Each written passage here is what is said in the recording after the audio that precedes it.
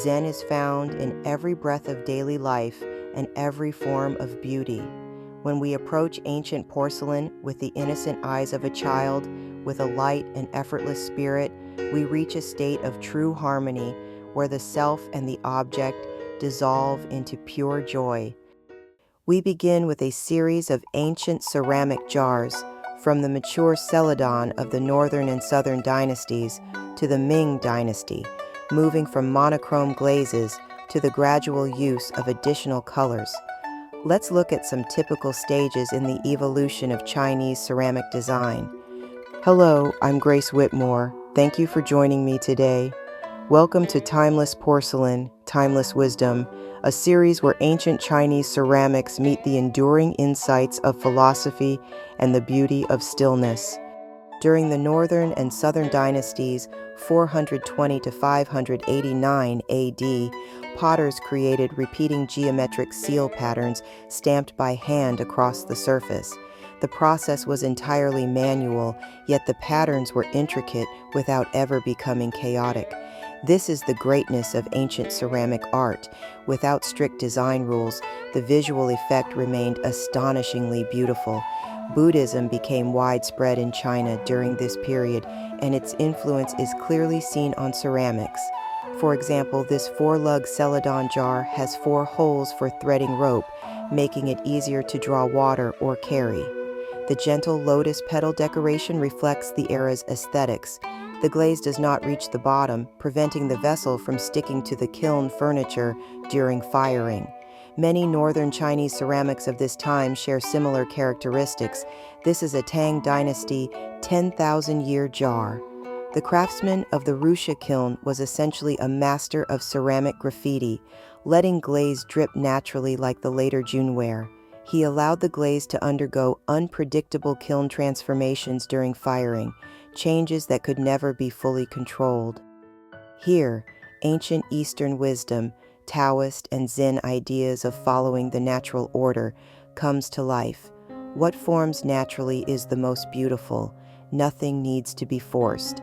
This philosophy later laid the foundation for the celebrated Junware ceramics of the Song dynasty and beyond.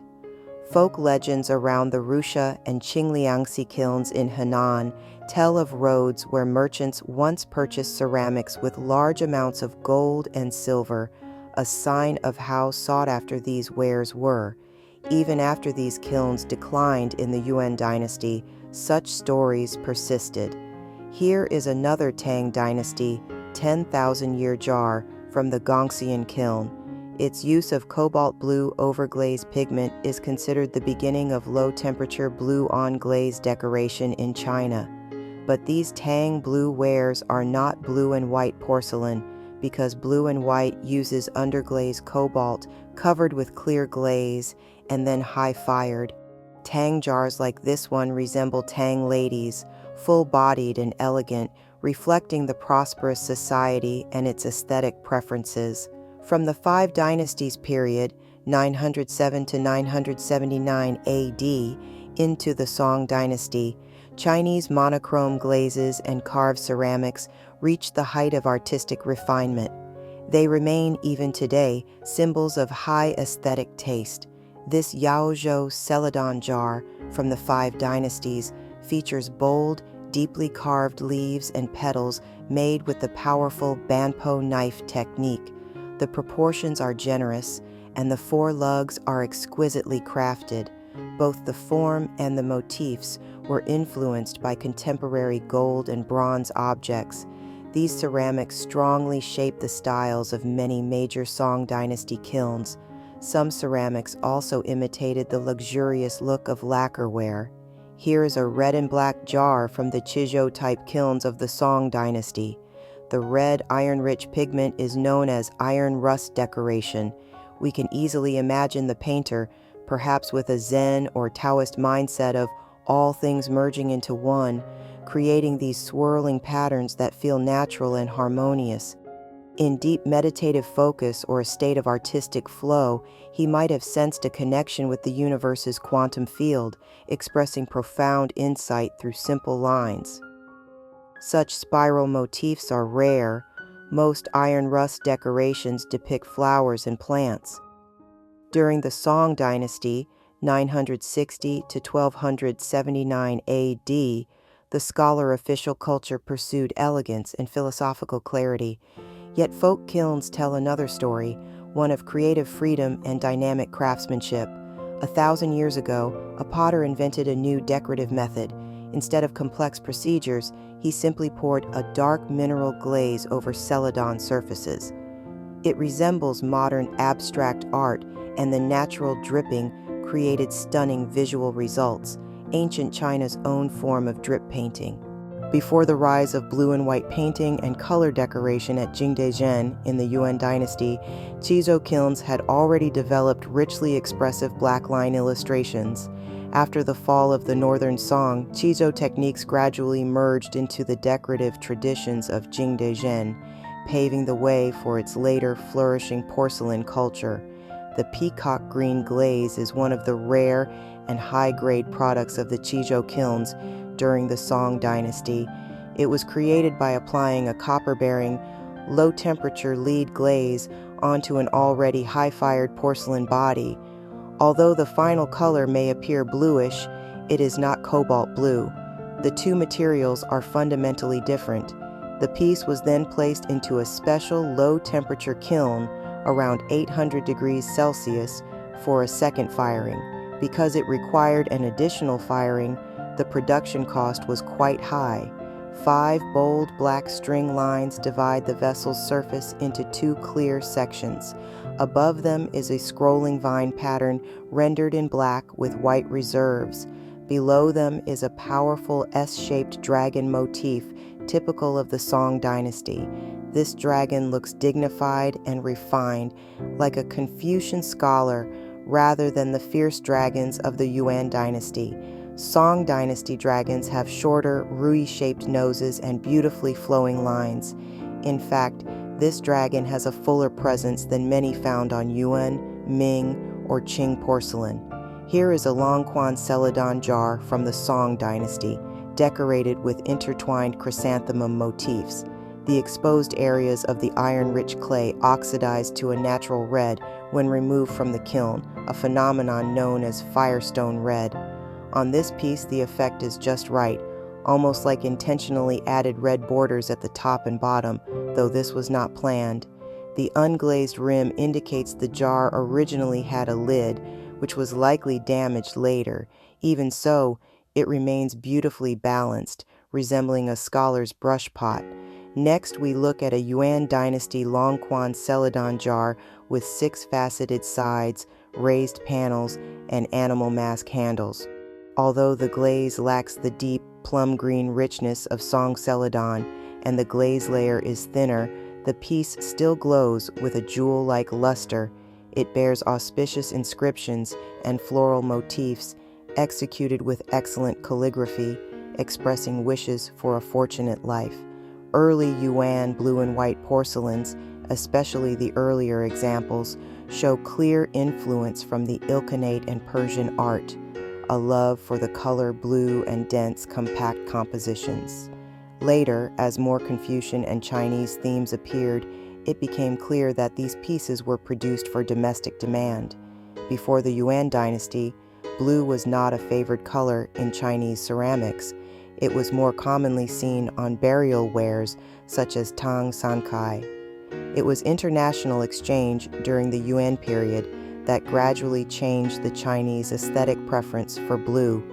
This piece is a Yuan dynasty Jingdezhen jar with overglazed polychrome decoration on an 8-sided form, a classic Yuan shape. The Yuan period marked the beginning of overglazed enamel porcelain, and the technology was still developing, so the color palette was not yet as rich as in later periods. For example, overglazed blue enamels only matured during the Ming Wanli era, which we will see shortly. Because Yuan 5-color and red-green enamel pieces were produced for only a short period, they are quite rare today. One misconception needs to be clarified. The enamel must be bright and transparent to be genuine is a simplistic and dangerous rule, and it is especially unreliable when evaluating early ceramics of the Song, Yuan, or early Ming periods. Here we have a Ming Dynasty Wanli period polychrome jar.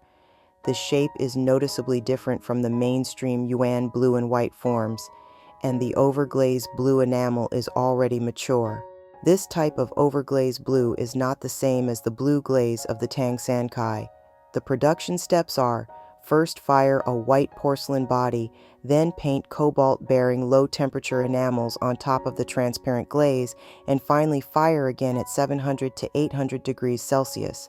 By contrast, the blue on Tang Sankai is applied directly onto the clay body as an opaque glassy glaze, sometimes over a thin slip layer, so the two techniques are fundamentally different.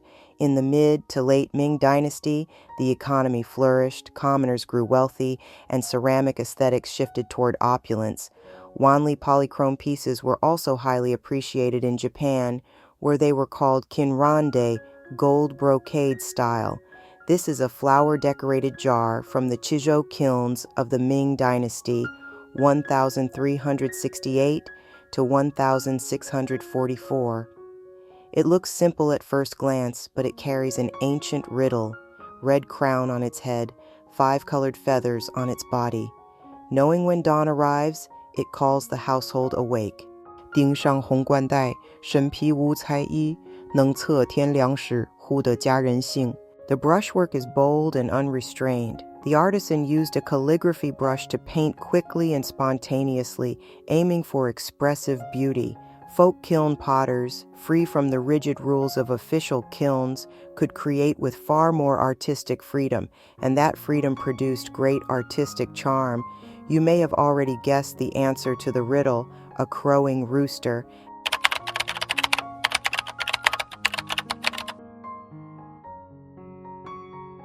Having explored these ancient jars and the tangible beauty of the past, we now trace the shadows to unveil the ultimate enigma, the legendary secret color, the porcelain of poets and emperors.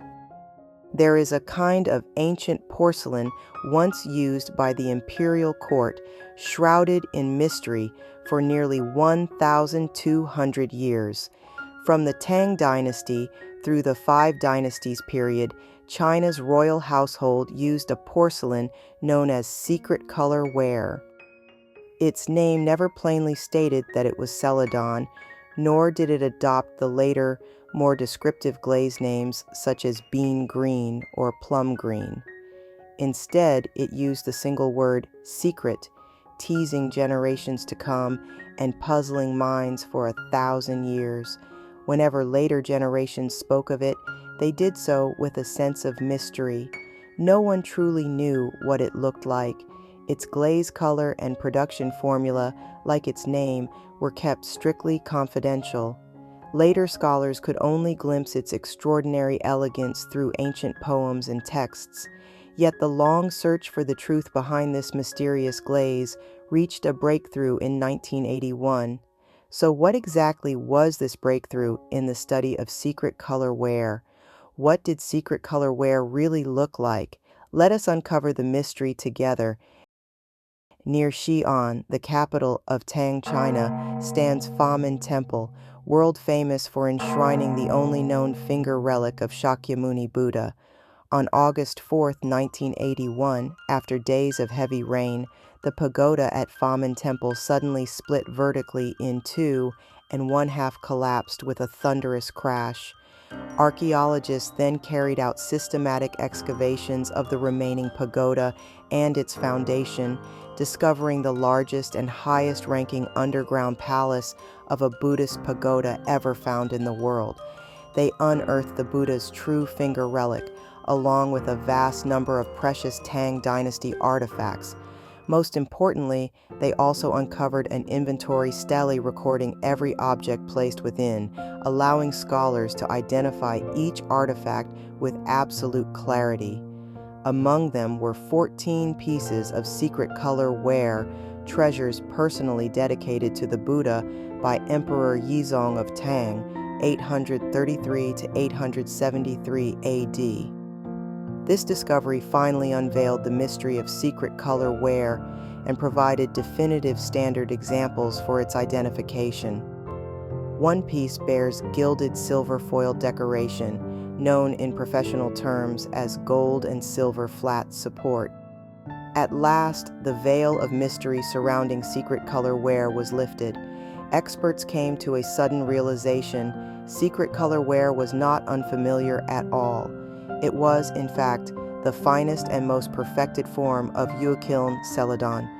From these Yuan Secret-Color Wares that once appeared at major international auctions, it is not difficult to see that the glaze color is not completely uniform.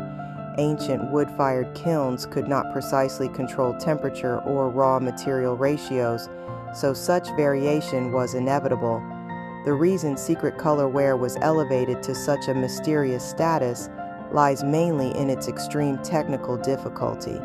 The final color of Celadon glaze depends not only on the glaze recipe, but almost entirely on the mastery of kiln firing. Different firing temperatures and chemical atmospheres inside the kiln can lead to dramatically different glaze results. To achieve a glaze that is fresh, jade-like, even, and consistently reproducible requires an extraordinarily advanced technique, a technique that would certainly have been kept secret. That level of craftsmanship could only remain undisclosed. After Secret-Color Ware was successfully fired in the late Tang dynasty, the Yue kilns producing it were soon placed under official control by the Qian family's Wu Yue kingdom during the Five Dynasties period, tasked exclusively with producing tribute porcelain. Indeed, it became porcelain forbidden to commoners, far removed from ordinary people, elevated above the world. You might ask, was it really that difficult to produce Secret-Color Ware at the time, and how did it evolve? An excellent question. In the history of ceramics, its emergence was far from easy. It was the result of several hundred years of evolution in Yue kiln production. Tracing its origins, we can already see early signs in this Western Jin dynasty, 265 to 316 AD, Yue kiln Celadon jar with goosehead motifs. The glaze already shows a degree of fresh green clarity, and the decoration is finely executed. Yet when compared with Secret-Color Ware from roughly 500 years later, technical immaturity is still evident. For example, the ceramic body shows coarse particles reflecting limitations in clay refinement. The glaze on the upper surface pools unevenly, and the glaze accumulation at corners is not the clear lake green seen later, but a deep gray tone. The surface displays areas of yellow mixed with green, a beauty in its own right, but clearly different. Although all these Secret-Color Wares were produced at Yue kilns in southern China, these three representative ewers clearly show the evolution of form from the late Tang through the Five Dynasties and into the Northern Song. The spout gradually becomes longer and more streamlined, while the body slowly transforms into a lower, fuller spherical shape. Overall, this reflects a shift from the Tang dynasty's martial spirit to the Song dynasty's reverence for literary refinement, and from the aesthetics of the northwestern grasslands to those of the southeastern Jiangnan region. This is a Northern Song Yue kiln Celadon ewer with incised floral medallion decoration. When you calm your mind and gaze upon this ancient porcelain, which has absorbed the essence of heaven and earth for nearly 1,000 years, do you feel an inner stillness and the quiet joy of artistic appreciation? Its form is so elegant, and its millennium-aged glaze emits a restrained, jewel-like luster.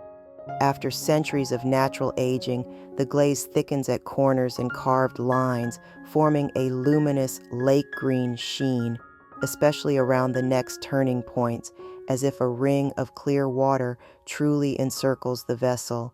This creates a layered depth that distinguishes it from other Celadon surfaces. These are qualities that newly made imitations can never replicate. When speaking of Secret-Color Ware, one cannot avoid mentioning the late Tang poet Lu Guimeng and his poem Secret-Color Ware. In this poem, Lu describes an extraordinary Tang dynasty wine bowl, Secret-Color Ware. In autumn winds and dews, the Yue kilns open, stealing the green of 1,000 peaks. Best to fill it at midnight with pure celestial dew and drink with Kang, finishing the cup in friendly contest. In the first two lines, the poet notes that the Yue kilns were fired in autumn, then uses bold exaggeration to praise the glaze of Secret-Color Ware, so verdant that it seems to have captured the very greenness of countless mountains. In the final two lines, he imagines filling a Secret-Color wine bowl with midnight dew, so that he might drink alongside Kang, the celebrated Weijin intellectual, competing in a refined bout of drinking until the last drop is gone. In antiquity, people did not only compete in tea appreciation, they also competed in drinking. During the Tang dynasty, drinking games or wine commands were the centerpiece of banquets. Victory and defeat were clearly decided, and the loser was punished by drinking more wine, a cultured and elegant form of competitive drinking. Modern poet Gar Ihiro once commented, "I have read many Tang poems, but it was only when I later began studying Secret-Color Ware that I encountered this poem by Lu Guimeng. Suddenly, I realized this is truly a dazzling example of Tang poetry. In just 28 characters, it combines rich imagination, commanding momentum, and daring rhetoric. Effortlessly, the poet uses an object to express emotion, subtly reveals his own aspirations, invokes a famed figure from antiquity, and conveys a state of mind, suggesting that he himself possesses the spirit of a cultivated gentleman. Was Lu Guimeng not himself a kind of secret-color scholar? This is what makes it a truly exquisite poem. Because the effect of translating classical Chinese poetry into English is always limited, many Western readers may find it difficult to fully appreciate the poem's classical Eastern imagery, rhythmic beauty, and elusive depth. For those who truly understand Tang poetry, these 28 characters are so perfectly composed that almost none can be replaced. Change even a single word, and either the meaning and imagery no longer align, or the poem's rhythm, tonal movement, and musical beauty are destroyed. At the end of this video, Gari Hiro recites this ancient poem. If you are interested, you are welcome to listen and experience it for yourself. This naturally leads to another question. Can modern people still write Tang poems with the same depth and beauty of imagery as Lu Guimeng? The answer is probably no. It is extremely difficult. In fact, this is much like the difficulty of fully reproducing ancient porcelain today. As stated at the beginning of this video, form arises from the mind. Vessels are shaped by the heart. The beauty of ancient poetry comes from the minds of ancient people, from a poetic, romantic spirit deeply rooted in classical learning. Even if modern writers reach a similar technical level, they are shaped by a different inner world, and it is very hard to recreate that original creative jingji or state of mind. How then can we understand this in a more scientific way? In modern theoretical physics, there is the Ihiro, HE-EG hypothesis, holographic encoding and emergent generation, which proposes that everything in the universe follows the HE-EG principle. The creative mind of ancient people was formed by their historical environment, resulting in a unique personal holographic encoding. Ancient poems and ancient porcelain were natural outcomes of this encoding, forms of emergent generation. Modern people do not possess the same holographic encoding. Naturally, the same emergent creations are difficult to arise. At best, we can only achieve approximate simulations. 九秋风露月遥开，独得千峰翠色来。好向中宵成沆瀣，共集中散斗一杯。